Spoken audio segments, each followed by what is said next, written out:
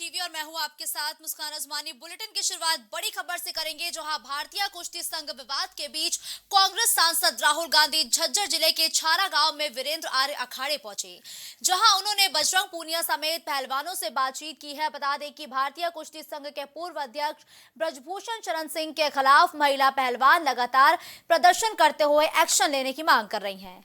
उनका कहना है कि यौन शोषण के आरोपी के खिलाफ सख्त एक्शन लिया जाए। जब ब्रजभूषण के करीबी संजय सिंह बबलू को फेडरेशन का नया अध्यक्ष चुना गया था, तो उसके विरोध में साक्षी मलिक ने कुश्ती छोड़ने तक का फैसला किया था। वही बजरंग पूनिया ने अपना पद्मश्री पीएम आवास के सामने छोड़ दिया था और विनेश फोगाट ने अपना अर्जुन अवार्ड और मेजर ध्यानचंद अवार्ड खेल पुरस्कार छोड़ने का ऐलान कर दिया था। आपको बता दें कि पहलवानों से राहुल गांधी की मुलाकात के बाद अब मामले में सियासत भी तेज हो गई है।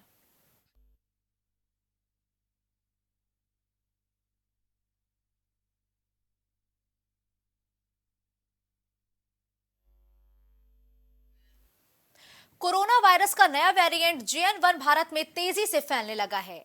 वहीं यूपी की राजधानी लखनऊ में भी कोरोना के मामले बढ़ने लगे हैं। 2 महिलाओं समेत 3 लोगों में कोरोना की पुष्टि हुई है, जिसमें आलमबाग, निशादगंज और जानकीपुरम में कोरोना के केस मिलने से स्वास्थ्य विभाग की चिंता बढ़ गई है। बता दें कि देश में अब तक इससे संक्रमित कुल 43 मरीज मिल चुके हैं। वहीं JN1 की सबसे ज्यादा मार गुजरात पर पड़ी है, जहां इसके 34 केस मिले हैं और गुजरात के अलावा गोवा से 7, कर्नाटका से 8, महाराष्ट्र से 7 और केरल और राजस्थान से भी 5-5 केसेस सामने आ चुके हैं। इलाहाबाद हाईकोर्ट ने प्रदेश सरकार और उत्तर प्रदेश बार काउंसिल को आपराधिक केस में आरोपी या सजा याफ्ता किसी भी व्यक्ति को वकालत का लाइसेंस देने पर रोक लगाने का निर्देश दिया है। कोर्ट ने कहा है कि बार काउंसिल आवेदन फॉर्म में ही दर्ज अपराध के खुलासे की प्रक्रिया अपनाए और लाइसेंस जारी करने से पहले पुलिस से रिपोर्ट ली जाए। तथ्य छिपाकर लाइसेंस लेने का खुलासा होने पर आवेदन निरस्त कर दिया जाएगा। और आपको बता दें कि कोर्ट ने यह आदेश 14 आपराधिक केसों का इतिहास और 4 केस में सजायाफ्ता विपक्षी को वकालत का लाइसेंस देने के खिलाफ शिकायत पर बार काउंसिल द्वारा निर्णय लेने में देरी को देखते हुए दिया है।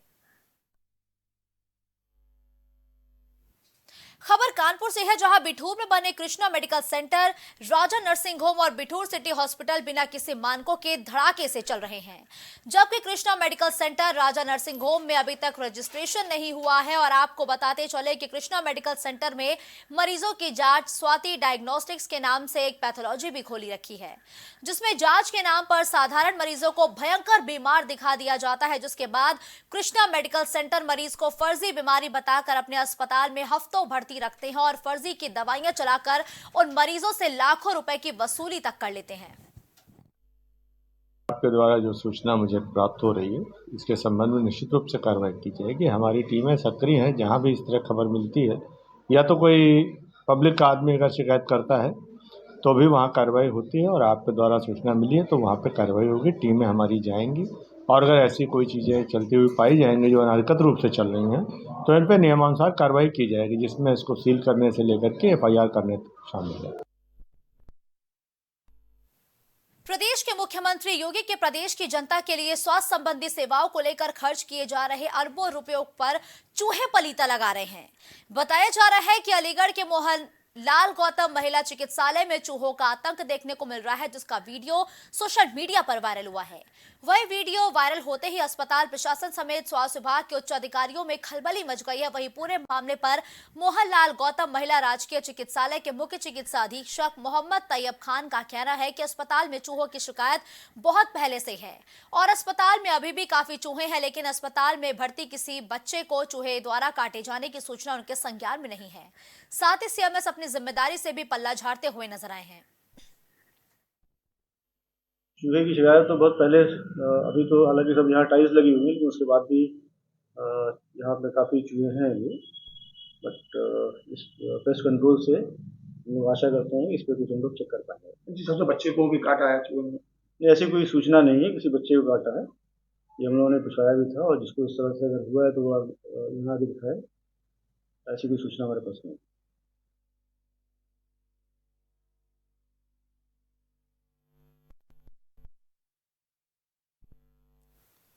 यूपी के हरदोई जिले में दो अज्ञात टप्पेबाजों ने भाजपा नेता की पत्नी को सम्मोहित कर ठगी किए जाने का मामला सामने आया। बताया जा रहा है कि टप्पेबाजों ने भाजपा नेता की पत्नी को सम्मोहित कर रुपयों से भरा बैग, चैन, अंगूठी और मोबाइल फोन लेकर फरार हो गए और घटना के बाद इलाके में सनसनी फैल गई है। वहीं सूचना पर पहुंची पुलिस ने मामले की जांच शुरू कर दी है। थाना कोतवाली शहर में सिनेमा रोड के पास एक टप्पेबाजी घटना हुई है, जहां पर दो महिलाएं खरीदारी के लिए मार्केट में आई हुई थी। तभी दो अज्ञात व्यक्ति उनके द्वारा ये बताया गया कि आपके पोते पर शनि का संकट है। ये बात कर बेवकूफ़ बनाकर उनसे उनके पर्स से मोबाइल ले लिए गए। उपरोक्त प्रकरण में उनसे तरी ली जा रही है और विधिक कार्रवाई की जा रही है।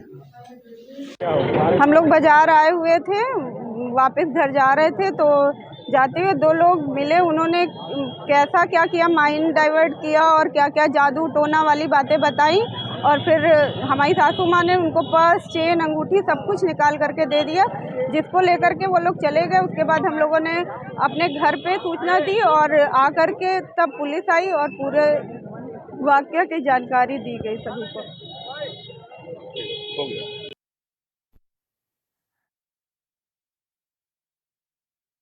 तो हरदोई में टप्पेबाजों के हौसले बुलंद नजर आए हैं, जहां भाजपा नेता की पत्नी के साथ टप्पेबाजी हुई है और कहा जा रहा है कि सम्मोहित करके इस टप्पेबाजी की वारदात को अंजाम दिया गया है, जिसके बाद पुलिस सक्रिय हो चुकी है और पुलिस लगातार अज्ञात टप्पेबाजों की तलाश में जुटी हुई है। वहीं भाजपा नेता की पत्नी ने थाने में तहरीर दर्ज कराई है और तहरीर के आधार पर अब पुलिस लगातार मामले की जांच पड़ताल करती हुई नजर आई है।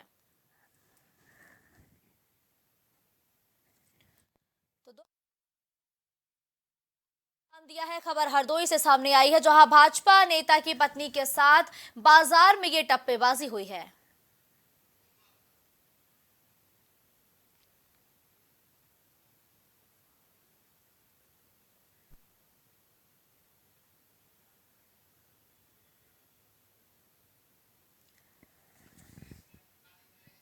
तो हरदोई से खबर है, जहां दो टप्पेबाजों ने बड़ी वारदात को अंजाम दिया है। भाजपा नेता की पत्नी के साथ टप्पेबाजी हुई है, इसकी शिकायत भाजपा नेता की पत्नी ने थाने में दर्ज करा दी है, जिसके आधार पर पुलिस मामले की जांच कर रही है।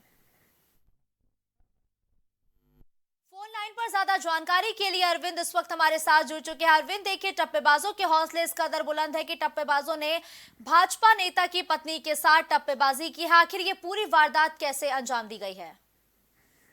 एक समझने वाली बात है कि हरदोई शहर, कोतवाली शहर की जो प्रमुख चौराहा है, सिनेमा चौराहा और सिनेमा रोड पर ये घटना घटी है, जहां से 100 मीटर की दूरी पर पिकेट मौजूद है और चूंकि मेन मार्केट के चलते सीसीटीवी कैमरे और सारी व्यवस्थाएं रहती हैं सुरक्षा की दृष्टि से, लेकिन इन सबके बावजूद इतनी बड़ी घटना का हो जाना कहीं न कहीं पुलिस के लिए ये बताने के लिए काफी है। पुलिस की निष्क्रियता जो है पूरी तरह देखी जा सकती है कि अगर पुलिस सक्रिय होती तो इस तरीके की घटना को अंजाम देने के बाद और टप्पेबाज वहां से निकल गए। और अब तक लगभग 24 घंटा होने को है इस खबर को, 24 घंटा हो गया, अभी तक हरदोई पुलिस जो है उस पूरे मामले में कोई कार्रवाई नहीं कर पाई।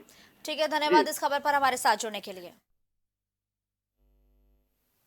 अगली खबर हमीरपुर से है, जहां नायब तहसीलदार के धन परिवर्तन करने की चर्चा तेजी से जिले में फैली हुई है और 2 दिन लगातार मस्जिद में पहुंचकर नमाज पढ़ने की सूचना पर जिला प्रशासन ने मामले की जांच तहसीलदार को सौंपी है। साथ ही आशीष गुप्ता से मोहम्मद यूसुफ बन नायब तहसीलदार पर कस्बा निवासी एक मुस्लिम युवती से निकाह करने की भी चर्चा है।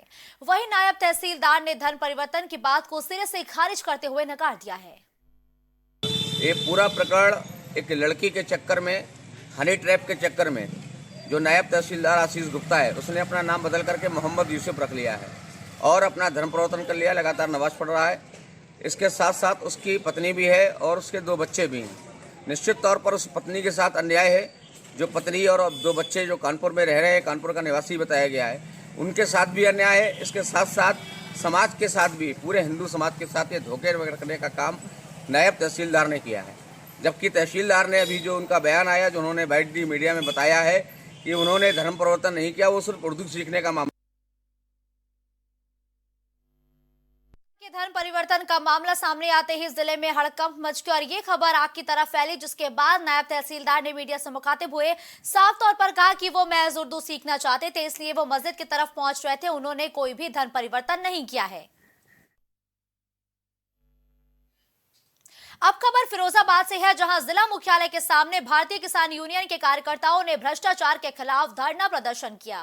जहां भारतीय किसान यूनियन भानु के वरिष्ठ नेता ने कहा कि किसानों से अवैध वसूली कर लेखपाल और कानूनगो किसानों के साथ उत्पीड़न कर रहे हैं। साथ ही प्रशासन किसानों के प्रति किसी भी प्रकार की कोई भी सुनवाई नहीं करते हैं।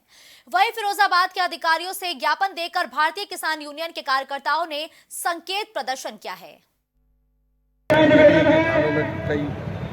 भ्रष्टाचार भारतीय किसान यूनियन भानु गुट इसके राष्ट्रीय अध्यक्ष हैं श्री भानु प्रताप सिंह जी, उनके नेतृत्व में यहाँ कलेक्ट्रेट में धरना प्रदर्शन किया गया है। उनकी 4 सूत्रीय मांगे हैं, जिनमें एक तहसील से संबंधित, दूसरी है थाना चौकी से संबंधित, तीसरी है गौशाला से संबंधित, चौथी है हमारे किसान मसीहा राष्ट्रीय अध्यक्ष ठाकुर भानुप्रताप सिंह संबोधित करेंगे, तब आप लोग जाएंगे।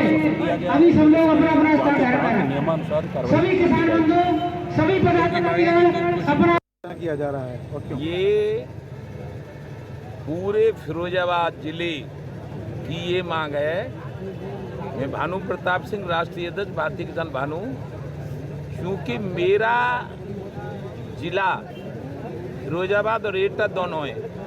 टूंडला तहसील में हमारी जमीन है, गृह जनपद है। हम देख रहे हैं कि हर तहसील में लेखपाल, कानूनगो, नायब तहसीलदार, तहसीलदार, एसडीएम बिना पैसा लिए कोई काम नहीं कर रहे हैं। बाराबंकी जिले से एक खौफनाक मामला सामने आया, जहां एक दलित महिला का पहले 4 युवकों ने कार से अपहरण किया, जिसके बाद 4 युवकों ने बारी बारी से दलित महिला के साथ गैंगरेप की घिनौनी वारदात को अंजाम दिया। वहीं पीड़ित महिला ने आरोप लगाया कि पुलिस ने पीड़ित की मदद करने के बजाय उल्टा उसे ही धमकाया और सुलह करने का दबाव बनाने लगी। साथ ही पीड़ित महिला के परिजनों ने भी पुलिस पर गंभीर आरोप लगाए। वहीं बाराबंकी के अपर पुलिस अधीक्षक CN सिन्हा ने बताया कि पुलिस ने एक अभियुक्त को गिरफ्तार कर लिया है और मामले की जांच शुरू कर दी है।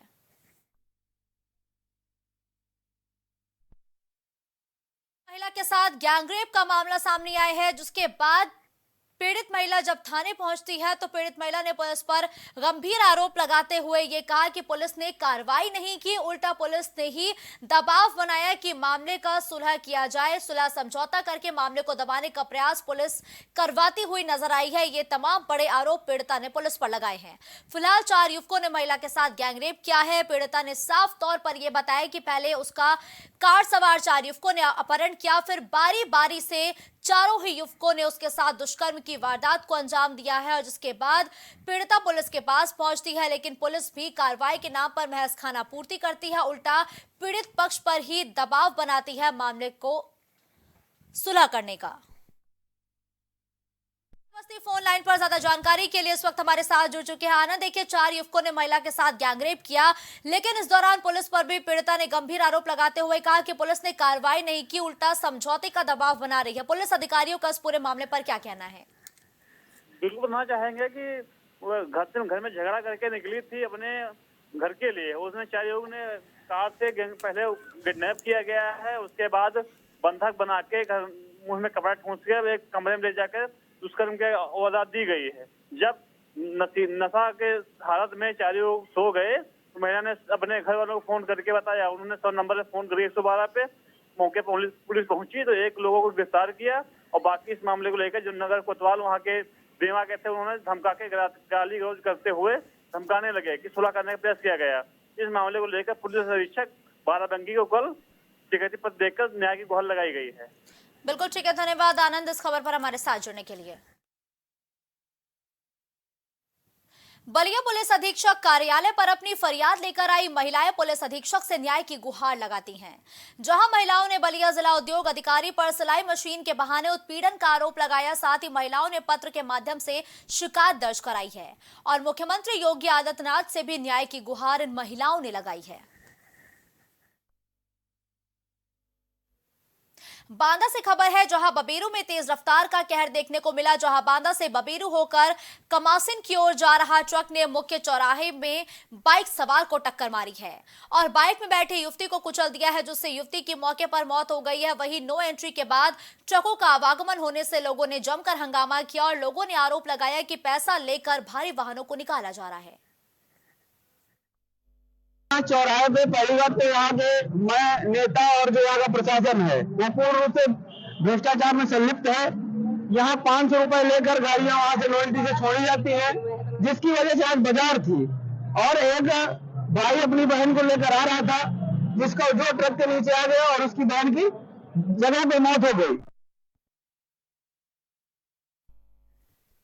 बागपत में देर रात ईस्टर्न पेरिफेरल एक्सप्रेसवे पर बस और ट्रक की जोरदार भिड़ंत हो गई है, जिसमें बस में सवार 20 लोग घायल हुए हैं और बताया जा रहा है कि सभी लोग पंजाब से वृंदावन जा रहे थे और विजिबिलिटी कम होने के चलते ट्रक से बस में की भिड़ंत हो गई, जिसमें 2 महिलाओं की मौत हो गई है। वहीं सभी घायलों को पुलिस ने जिला अस्पताल भर्ती कराया है। फिलहाल पुलिस मामले की जांच पड़ताल में जुटी है। ये ऐसा है, इसमें कुछ श्रद्धालु जो हैं दर्शन करके आ रहे थे वृंदावन से और ये सब पंजाब के रहने वाले हैं। टोटल करीब 13 चोटिल आए थे यहाँ पर, जिसमें से 2 की डेथ हो गई है, जिनका शव मोर्चरी में रखा दिया गया है और एक मरीज को हमने रेफर किया है जिसको फ्रैक्चर था और बाकी मरीजों का इलाज यहाँ पर किया गया। रात्रि में doctor Vijay Prakash emergency medical officer, Mukesh गिरी फार्मासिस्ट और हमारा सारा स्टाफ इमरजेंसी का वार्ड बॉय और सब मौजूद थे। सबका इलाज कर दिया गया है और ये पेरिफेरल हाईवे पे हुआ है, ईस्टर्न पेरिफेरल हाईवे पे बड़े गांव में। और ये लोग टेम्पो ट्रैवल्स से थे और ये ट्रक से ये लोग टकराए हैं। जिन यात्रियों की गंभीर हालत हुई है उनको कहाँ रेफर किया गया? उनको एक मरीज रेफर हुआ है, वो मेडिकल कॉलेज मेरठ। मौत किनकी हुई है? मौत 2 मरीज हैं, एक 2 में एक सीमा है जिसकी उम्र 44 साल है और एक मनदीप है जिसकी उम्र 38 साल है। फिरोजाबाद से खबर है, जहां थाना फरीहा क्षेत्र में युवक की मौत पर गुस्साए परिजनों ने रोड पर जाम लगाकर हंगामा किया है। जहां मृतक के भाई ने बताया कि मृतक के ऊपर किसी महिला ने थाना फरीहा में फर्जी मामला दर्ज कराया था, जिसके बाद मृतक की हत्या कर दी गई। वह मृतक की हत्या के बाद परिजनों ने शव को रोड पर रखकर कार्रवाई की मांग करते हुए हंगामा किया और क्षेत्राधिकारी प्रवीण कुमार तिवारी ने पीड़ित की मांगों के आधार पर मुकदमा दर्ज कराते हुए मामले की जांच शुरू कर दी है। प्रदेश सरकार ने युवाओं के लिए 60,000 पुलिस भर्ती निकाली है, जिसको सवर्ण समाज के लोगों ने मुख्यमंत्री के नाम ज्ञापन सौंपा है, जिसमें दर्शाया गया है कि सवर्ण समाज के लोगों की आयु में बढ़ोतरी की जाए ताकि सवर्ण समाज भी अपनी प्रतियोगिता दिखाने में सक्षम हो। साथ ही प्रदेश सरकार से मांग करते हुए प्रदेश सरकार के खिलाफ जोरदार नारेबाजी की है और प्रदेश सरकार को चेतावनी दी है कि अगर हमारी शर्तों को नहीं माना गया तो हमारा संगठन आंदोलन करने को बाध्य होगा। किया है ये उत्तर प्रदेश सरकार द्वारा पुलिस भर्ती निकाली गई है 60,244 पदों पर, जिसमें कि सामान्य वर्ग की जो भर्ती की आयु सीमा है वो 18 से 22 वर्ष है और ओबीसी और SC ST के लिए 18 से 27 वर्ष है। आप ओबीसी SC ST को 27 वर्ष दे रहे हैं, इससे में कोई आपत्ति नहीं है, लेकिन जो सामान्य वर्ग की जो आयु सीमा है उसको बढ़ाकर भी 27 वर्ष तक किया जाना चाहिए। इसमें बहुत बड़ा भेदभाव हो रहा है सवर्णों के साथ और इसका करणी सेना द्वारा हमारी समस्त करणी सेनाओं की टीम, बड़े भाई शंकर सिंह भदौरिया, शिवम चौहान, पीयूष राठौर और मैं उदित चौहान, हम सभी लोग इसका विरोध करते हैं। इसके संबंध में हम लोग माननीय मुख्यमंत्री जी के लिए यहाँ कलेक्ट्रेट परिसर पर ज्ञापन देने के लिए आए हैं डीएम साहब द्वारा, और अगर इसमें कोई संशोधन नहीं होता है तो हमारी आगे हम लोग उग्र आंदोलन भी करेंगे और आवश्यकता पड़ी तो हम लोग मैनपुरी से पैदल लखनऊ के लिए कूच करेंगे। और यूपी में बुधवार को भी घना कोहरा छाया रहा, जहां लखनऊ, आगरा, प्रयागराज, बुलंदशहर, मेरठ समेत कई जिलों में विजिबिलिटी 15 से 20 मीटर तक सिमट गई और मौसम विभाग ने प्रदेश में 30 दिसंबर तक घने कोहरे का अलर्ट जारी किया है। वहीं जनवरी के पहले से यूपी में हल्की बारिश के भी आसार जताए गए हैं और मौसम विभाग के मुताबिक बीते 24 घंटों के दौरान रात के तापमान में कोई बड़ा परिवर्तन नहीं हुआ है। और देखिए ये अलग अलग जनपदों की तस्वीरें हैं। अमरोहा, नोएडा, गाजियाबाद, कौशाम्बी, कानपुर देहात में भी विजिबिलिटी आज काफी कम रही। इस दौरान सड़कों पर वाहन रेंगते हुए नजर आए और लगातार लोगों से अपील भी की जा रही है कि वो वाहनों को तेज रफ्तार में ना चलाएं। इस बुलेटिन में फिलहाल के लिए बस इतना ही। देश और दुनिया की तमाम बड़ी खबरों के लिए आप देखते रहिए प्राइम।